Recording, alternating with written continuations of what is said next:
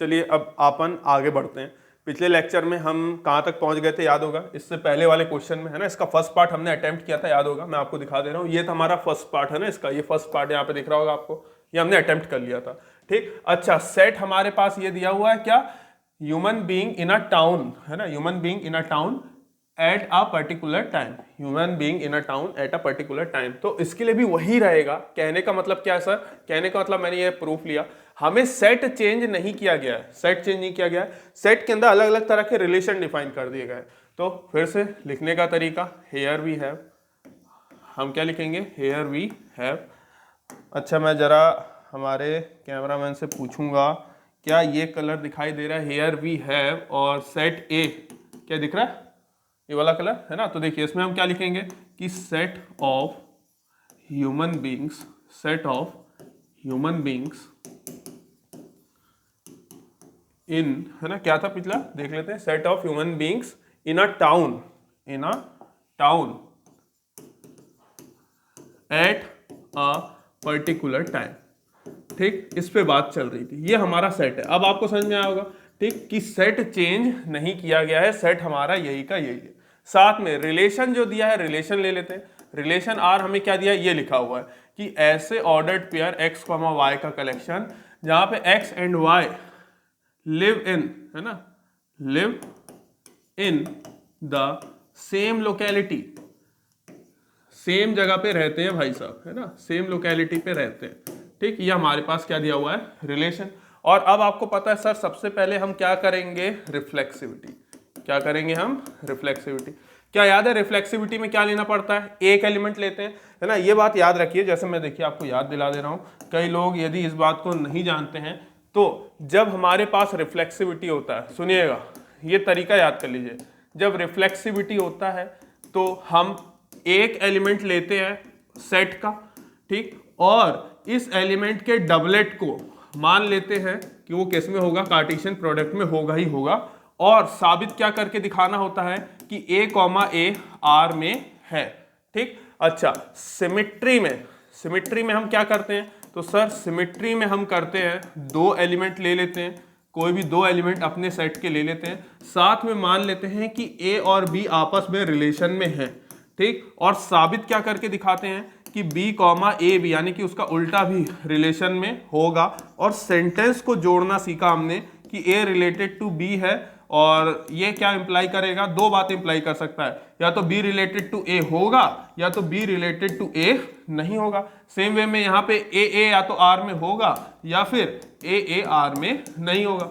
बस इतनी बातें चेंज हो रही हैं, आपको समझ में आओगा। और ट्रांजिटिविटी के लिए क्या करते हैं बच्चों, तो ट्रांजिटिविटी के लिए देखिए, ट्रांजिटिविटी के लिए हम क्या करेंगे, तीन एलिमेंट ले लेंगे, let a b c belongs to क्या भैया, ए, और यहाँ पे हम क्या मान लेते हैं, हम यहाँ पे लेट कर लेते हैं कि ए भी आर में होगा और बी सी भी आर में होगा।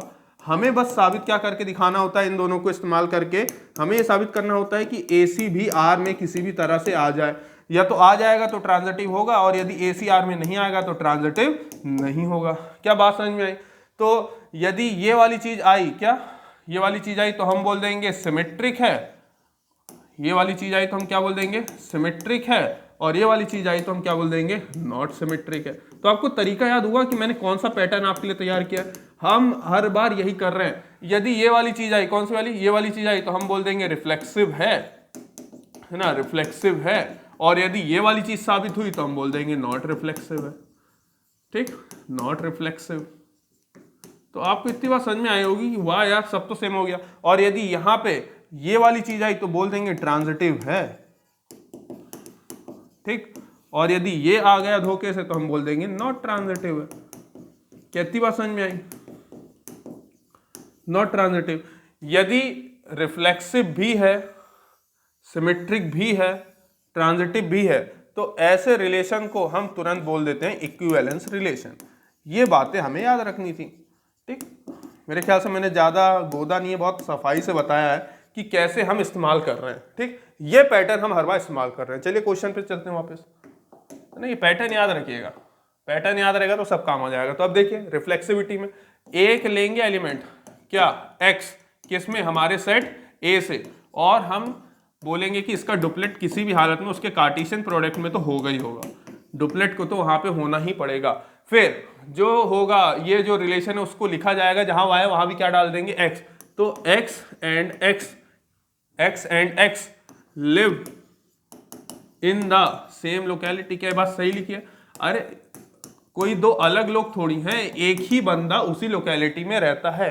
मैं यानी कि मैं यहां पे रहता हूं, तो यही लिखा हुआ है। बात समझ में आई? तो नो डाउट बिलोंग्स टू हम क्या बोल देंगे भैया कि x कॉमा x हमारे पास रिलेशन R में है, और तुरंत यहां से हम ये बात बोलेंगे कि hence R is reflexive. R क्या है साहब? रिफ्लेक्सिव है। क्या इतनी बात समझ में आई? अगली चीज हम क्या उठाते हैं? सिमेट्री उठाते हैं। ठीक, सिमेट्री के लिए सर दो एलिमेंट ले लीजिए। ठीक है, दो एलिमेंट, तो x और y हमने हमारे set of human beings in a town at a particular time से दो ह्यूमन बींग्स ले लिए हैं, और साथ में हमने मान लिया कि x और y एक ही जगह पे रहते हैं, यानी कि रिलेशन में है। तो कैसे लिखा जाएगा इस स्टेटमेंट को कि x एंड y, जब x और y होता है तो क्या लिखते हैं उसको? x and y live in the same locality, same locality में रहते हैं। तो इसका उल्टा कर देने से क्या बात बदल जाएगी? क्या y और x लिख देने से क्या बात बदल जाएगी? कभी भी नहीं बदलेगी। ये बात बिल्कुल सही है, विच इज ट्रू। ये वाली बात क्या है? Which is true. बात समझ में आई होगी, यानी कि ये बात बिल्कुल सत्य है।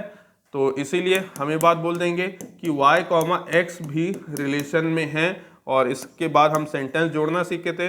दस x रिलेटेड टू y है, और हमने क्या साबित कर दिया कि y रिलेटेड टू x है, और इसका मतलब hence r is symmetric, hence r is symmetric. जो रिलेशन हमें दिया गया था set of human beings in a town at a particular time पे, वो सिमेट्रिक भी है। आखिरी क्या रहता है बच्चों? ट्रांजिटिविटी, है ना? क्या रहता है? ट्रांजिटिविटी। ट्रांजिटिविटी में तीन एलिमेंट ले लीजिए सर, तीन ह्यूमन बींग्स ले लेते हैं। x y z belongs to किसमें? Set A। और यहाँ पे हम और क्या मान लेते हैं कि x y हमारे रिलेशन में है, ठीक, y z भी आपस में रिलेशन में है। रिलेशन में मतलब x y भी सेम लोकेलिटी में रहते हैं, x एंड y, है ना? This implies x and y live in the same locality, same locality. फिर ये वाला एंड, जो ये वाला एंड है इसको लिख रहा हूं मैं ना, ऐसे लिख दे रहा हूं एंड।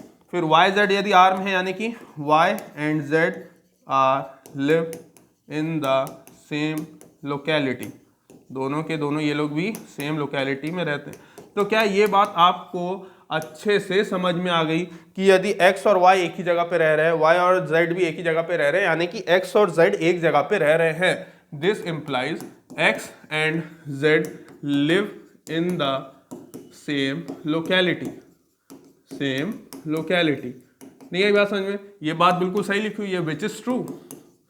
ये बात बिल्कुल सत्य है, एक ही कॉलोनी में रहते होंगे भैया। ठीक, इसका मतलब एक्स जेड भी हमारे रिलेशन आर में है, और यदि ऐसा है तो हमने सेंटेंस को जोड़ना सीखा था। दस एक्स रिलेटेड टू वाई था, वाई रिलेटेड टू जेड है, और क्या साबित कर दिया कि एक्स किससे रिलेशन में है? जेड से रिलेशन में है। Hence R is transitive. R क्या है? ट्रांजिटिव। यदि आर ट्रांजिटिव है तो ये एक ऐसा रिलेशन है जो कि रिफ्लेक्सिव भी है ना, सिमेट्रिक भी है, ट्रांजिटिव भी है। तो फिर मैंने आपको लिखना सिखाया था, सिंस आर रिफ्लेक्सिव भी है, R is reflexive, symmetric and transitive, क्योंकि आर तीनों ही निकल गया, है ना। सिंस का मतलब क्या होता है? क्योंकि आर तीनों ही निकल गया, देयरफॉर, तो बिना किसी डाउट के, therefore R is an equivalence relation. R कैसा रिलेशन है? Equivalence relation. याद रखिएगा, आप 12th में हैं, मैथ्स का वाइवा वगैरह होता है तो लोग ऐसे ही पूछते हैं, बता दीजिए डोमेन क्या होता है, रेंज क्या होता है। ये इसके अलावा रिलेशन से पूछ लेते हैं, सिमेट्रिक रिलेशन को मैथमेटिकल फॉर्म में बताइए, या कोई एक ऐसा एग्जांपल दे दीजिए जो कि इक्विवेलेंस रिलेशन हो, या कोई एक ऐसा एग्जांपल दे दीजिए जो कि इक्विवेलेंस रिलेशन ना हो, या तो कोई ऐसा एग्जांपल ला के दे दीजिए, कोई ऐसा रिलेशन ला के दे दीजिए जो कि ना तो रिफ्लेक्सिव हो, ना तो सिमेट्रिक हो, ना तो ट्रांजिटिव हो, तीनों ही ना। तो इस तरह के चीज़ों को आपको याद रखना, ये एग्जाम्पल्स के रूप में आप याद रखेंगे ना, तो आपके टीचर जब आपका वाइवा लेंगे आप बता पाएंगे। बात समझ में आई?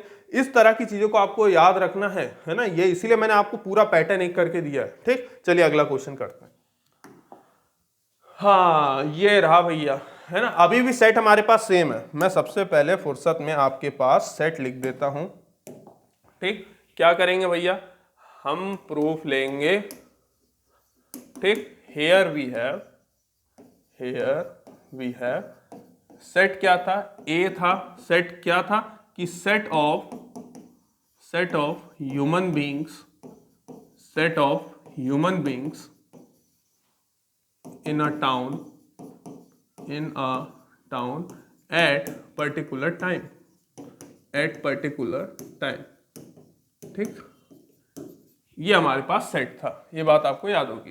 ठीक, यदि ये सेट है तो सर रिलेशन भी तो लिखते थे। हाँ तो लिखेंगे ना बच्चों, ये रहा रिलेशन आर ऐसे ऑर्डर्ड पेयर x, y का कलेक्शन जहां पे x is exactly 7 centimetre taller than y, 7 centimetre taller than y। इसकी ट्रांजिटिविटी में मैं जरूर बात करूंगा, आपको याद दिलाऊंगा कुछ बातें। क्या ट्रांजिटिव में जो चीज साबित हो जाती पहले वो लिखते हैं। ठीक, यदि कोई गलत चीज साबित हो गई है तो उस चीज को सुधार के किया, जो आपने दिया था वो तो साबित नहीं हुआ, इसलिए ट्रांजिटिव नहीं है। इस तरीके से यहाँ पे एक बात मेरे को बतानी है ताकि आप याद रखें कि लिखने का तरीका क्या। ठीक, अच्छा सबसे पहले क्या लेते हैं सर, रिफ्लेक्सिविटी लेते हैं। तो ये ले लिया रिफ्लेक्सिविटी।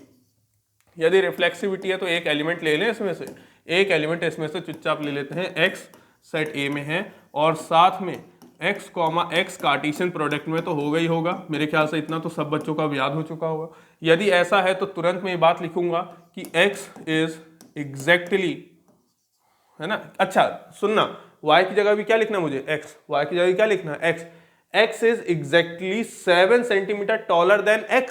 सुनना, x is exactly 7 centimetre taller than x, क्योंकि यहाँ पे x है और y की जगह मुझे क्या लिखना होगा, x। रिफ्लेक्सिव में क्या मैं खुद से 7 सेंटीमीटर बड़ा हो सकता हूं?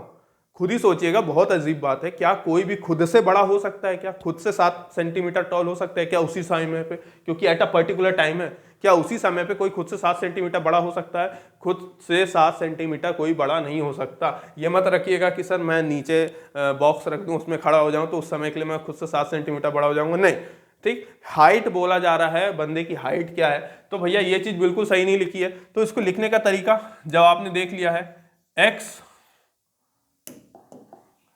Can never be 7 centimetre taller than x। अब इसको लिखने का एक और तरीका होता है, taller than itself. Taller than itself, क्या कोई खुद से बड़ा हो सकता है? भाई यहाँ पे x लिखने का मतलब क्या, हम खुद के बारे में बात करते हैं, है ना, खुद के बारे में। तो x can never be 7 centimetre taller than itself, यानी कि भैया x, x किसी भी हालत में रिलेशन में नहीं होगा, रिलेशन में कभी भी नहीं होगा। Hence R is not reflexive, hence R is not reflexive. R किसी भी हालत में रिफ्लेक्सिव तो होने से रहा, ये रिफ्लेक्सिव किसी भी हालत में नहीं होगा। अगली चीज क्या है, सिमेट्री। अगली चीज क्या है, सिमेट्री। सिमेट्री पे बात करते हैं। दो ह्यूमन बींग्स ले लिए x और y सेट से, और साथ में बात कर लिया कि कुछ देर के लिए मान लेते हैं x और y में ये बात लागू हो रही है। भाई उतनी बड़ी लोकेलिटी में, उतने बड़े टाउन में क्या कोई एक x क्या किसी दूसरे पर्सन y से 7 सेंटीमीटर बड़ा नहीं होगा? क्या हो सकता है? बिल्कुल हो सकता है। तो लिख रहे हैं कि दिस इंप्लाइज कि x is exactly 7 centimetre taller than y। लेकिन सर सिमेट्री में x की जगह y की जगह x, तो यदि x 7 सेंटीमीटर बड़ा है y से, तो क्या अब यदि ये बात साबित हो चुकी तो क्या y कभी बड़ा हो पाएगा? क्या कभी बड़ा हो पाएगा? नहीं हो पाएगा। तो उस बात को बिल्कुल वैसे ही लिखेंगे कि दिस इंप्लाइज, यदि x 7 सेंटीमीटर बड़ा है, this implies y can't be 7 centimetre taller than y। सही बात है, तब किसी भी हालत में ये चीज पॉसिबल नहीं। यहाँ पे x है ना, यहाँ पे x है। यदि x 7 सेंटीमीटर बड़ा है y से, तो y अब 7 सेंटीमीटर x से बड़ा हो नहीं सकता। ऐसा थोड़ी होता है कि हाइट बड़ी छोटी होती जाती है कंटिन्यू उसी समय पे, ऐसा कभी पॉसिबल नहीं है। यदि x 7 सेंटीमीटर बड़ा है तो y 7 सेंटीमीटर छोटा ही रहेगा। और हमने यहाँ पे क्या लिखा है कि y, मैं यदि इसको मिला के लिखूं, यदि मुझे सिमेट्रिक प्रूव करना है तो y 7 centimetre taller than y, यानी कि एक दूसरे से 7 सेंटीमीटर ऊपर नीचे हो रहे हैं क्या? ऐसा कभी पॉसिबल नहीं है। इसलिए मैंने क्या लिख दिया, y can't be 7 centimetre taller than x। इसका मतलब y, x हमारे पास रिलेशन R में नहीं है साहब, नहीं है। तो हमने सेंटेंस जोड़ना सीखा है कि x तो रिलेटेड है y से, पर किसी भी हालत में y रिलेटेड नहीं है x से। Hence R is not symmetric, R symmetric नहीं है। आप देख पा रहे हैं ये जो रिलेशन था ये ना तो रिफ्लेक्सिव था और ना ही सिमेट्रिक था। आखिरी ट्रांजिटिविटी, यही सबसे मेन रहता है, ट्रांजिटिविटी। इसी के बारे में मैंने आपको शुरू में बोला था, इसके बारे में बताना। कितने ह्यूमन बींग्स ले लूं? 3, एक x ले लिया, एक y ले लिया और एक z ले लिया इस सेट A से। साथ में यहाँ पे हम क्या मान लेते हैं कि x y R में है, ठीक, और साथ में हम ये भी मान लेते हैं कि y z भी R में है। यदि ऐसा तो रिलेशन लागू किया जाए कि x is exactly 7 centimetre taller than y, फिर ये वाला एंड लिखेंगे हम, ये लिख रहा हूं कैपिटल से, एंड y इज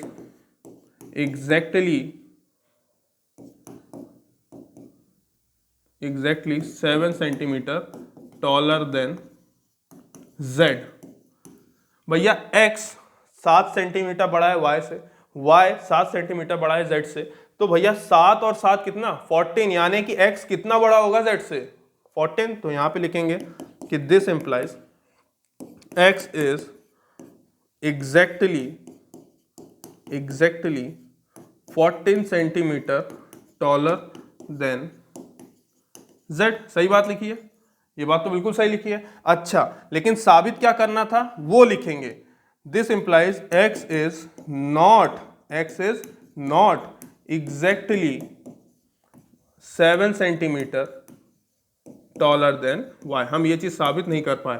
सर आप मतलब ये कहना चाह रहे हैं कि जब ट्रांजिटिविटी प्रूव करते हैं तो पहले जो साबित हो रहा होता है उसको लिखते हैं, और जो लाना था यदि वो नहीं आया है तो फिर उसको लिखते हैं, ठीक। हमें लाना था कि x 7 centimetre taller than z, पर क्या वो आया? वो नहीं आया। पहले क्या आया कि भैया वो कितना बड़ा है? 14 सेंटीमीटर। लेकिन जो रिलेशन में दिया गया था फिर उसको आखिरी में लिख दिया। अच्छा, यदि वो 14 सेंटीमीटर है यानी कि वो 7 सेंटीमीटर तो बड़ा नहीं हो सकता। इसलिए यहां से मैं बात साबित करता हूं कि x, z मेरे पास रिलेशन R में नहीं है, रिलेशन R में नहीं है।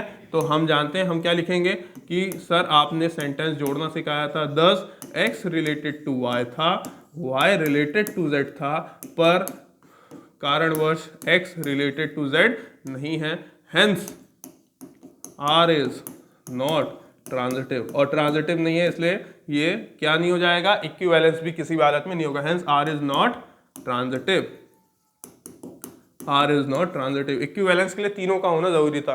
तो भैया ना तो ये रिफ्लेक्सिव हो पाया, ना तो ये सिमेट्रिक हो पाया, ना ही ये ट्रांजिटिव हो पाया। तो कल को कोई पूछ ले ऐसा रिलेशन बताइए कि ना वो रिफ्लेक्सिव हो, ना वो सिमेट्रिक हो, ना वो ट्रांजिटिव हो, तो उसका रिलेशन सबसे बेस्ट क्या एग्जांपल रहेगा कि सेट ऑफ ह्यूमन बींग्स ले लिया और टीचर को बोल दिया कि sir set of human beings ले लीजिए एट अ पर्टिकुलर टाइम पे, और वहां पे क्या रिलेशन लगा दीजिए, x is exactly 7 centimetre taller than y। तो वो देखोगे कि ना वो रिफ्लेक्सिव में आ पाएगा, ना सिमेट्रिक में आ पाएगा, और ना ही ट्रांजिटिव में आ पाएगा। लिखने का तरीका मैंने बदला अभी तक नहीं है, ठीक। अगला देखिए, ये भी अगेन सेट वही है, तो हम शुरुआत वहीं से करेंगे। क्या? हियर वी हैव, है ना, प्रूफ। हियर वी हैव क्या है? सेट ए। याद है क्या था? अब तो याद हो गया होगा। Set of human beings, set of human beings in a town at a particular time,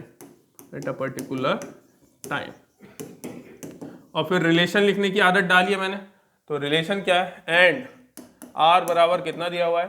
ऐसे x, y, देखिए बड़ा प्यारा रिलेशन दिया हुआ है, x is father of y, ठीक, such that x is father of y, ये रिलेशन दिया हुआ है। सबसे पहले क्या चेक करते हैं हम? रिफ्लेक्सिविटी। तो हम बात करते हैं रिफ्लेक्सिविटी पे, ठीक। रिफ्लेक्सिविटी। तो देखिए रिफ्लेक्सिविटी पे बात करेंगे, पहले ये वाला कलर ले लेते हैं।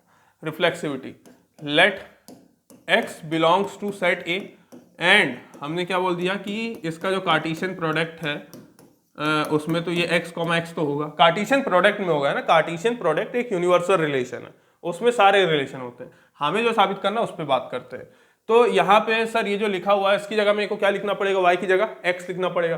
तो x is father of x, क्या मैं खुद का पापा हो सकता हूँ? नहीं, ये चीज पॉसिबल नहीं है। मैं खुद का जन्मदाता भैया नहीं हो सकता। x is not father, x is not father of x, है ना। x is not father of x, x खुद के पप्पा नहीं हो सकते, नहीं हो सकते। तो हम क्या बोलेंगे, x, x रिलेशन में नहीं है, कार्टेशियन में होगा लेकिन रिलेशन में तो नहीं है। Hence r is not reflexive, r reflexive नहीं है। क्या इतनी बात समझ में आई? अच्छा, अगली चीज क्या लेते हैं भैया, सिमेट्री। अगली चीज क्या लेते हैं, सिमेट्री। सिमेट्री पे बात कर लेते हैं।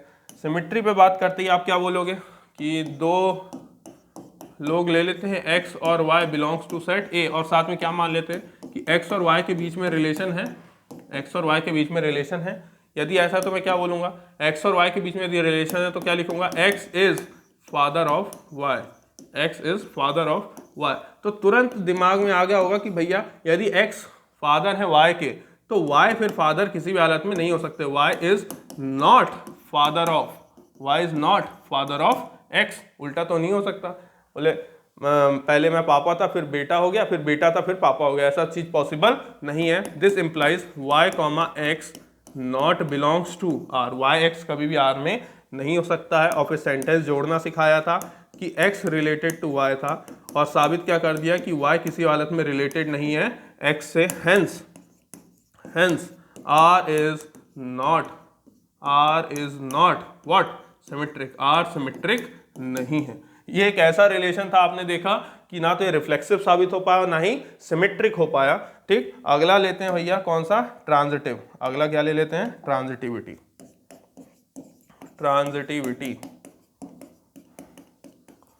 ट्रांजिटिविटी पे बात करते हैं। 3 एलिमेंट ले लें, यानी 3 human being x, y, z, set of human being से, और इसमें क्या मान लेते हैं कि भैया कुछ देर के लिए x, y r में होगा, ठीक, और y, z भी r में होगा, ये हमने मान लिया।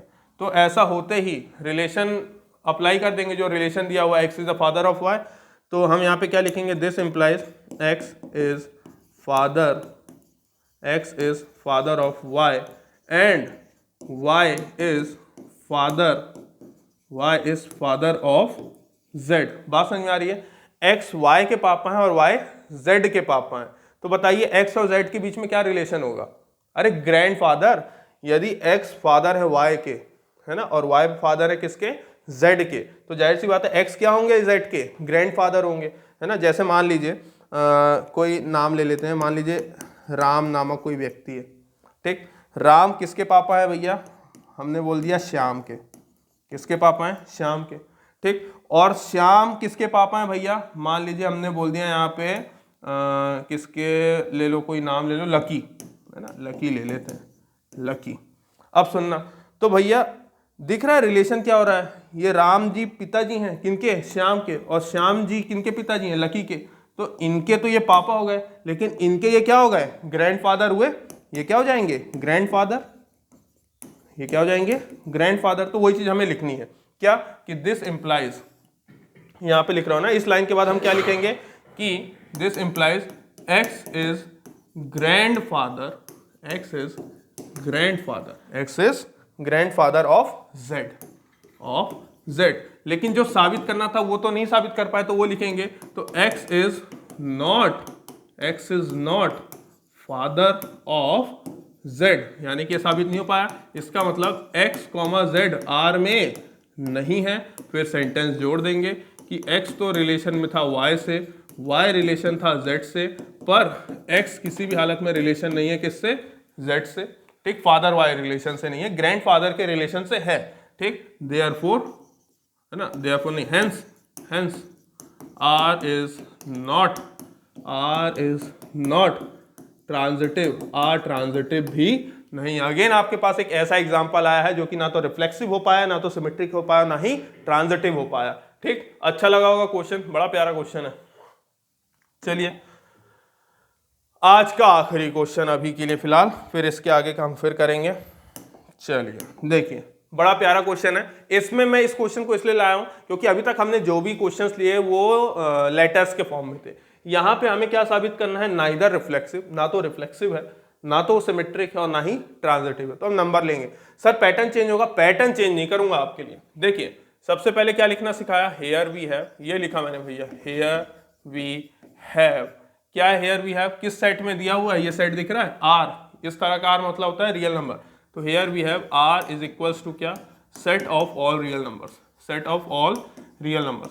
अच्छा, जब रियल नंबर वाला कोई क्वेश्चन आया करे दिमाग में तो तुरंत सारी बातें दिमाग में आ जानी चाहिए। कौन सी, कि रियल नंबर में √2 √3 वाले नंबर भी होते हैं, डेसिमल वाले नंबर भी होते हैं, फ्रैक्शन वाले नंबर भी होते हैं, है ना, इंटीजर्स होते हैं, पॉजिटिव नेगेटिव सारे नंबर्स होते हैं, जीरो होता है। तो ये बात ध्यान रखना, रियल नंबर आ जाए सारे नंबर होते हैं। ठीक, एंड रिलेशन क्या दिया हुआ है, रिलेशन हमें दिया हुआ है ऐसे a, b। अब देखो अभी तक के क्वेश्चनों में x और y था तो हम x और y लेट कर रहे थे, यहाँ पे a और b है तो यहाँ पे क्या लेट कर सकते हैं, a और b लेट कर सकते हैं। ठीक, हालांकि जरूरत नहीं पड़ेगी क्योंकि neither reflexive, nor symmetric, nor transitive लाना है, such that a is less than equals to b का स्क्वायर। ठीक, अब देखिए यहाँ पे जो बेसिक गलतियां करते हैं, रिफ्लेक्सिविटी, रिफ्लेक्सिविटी देखिएगा, यदि आप कोई रियल नंबर लोगे, सुनना, मान लो मैंने लिया 1 और मैंने क्या लिया 2,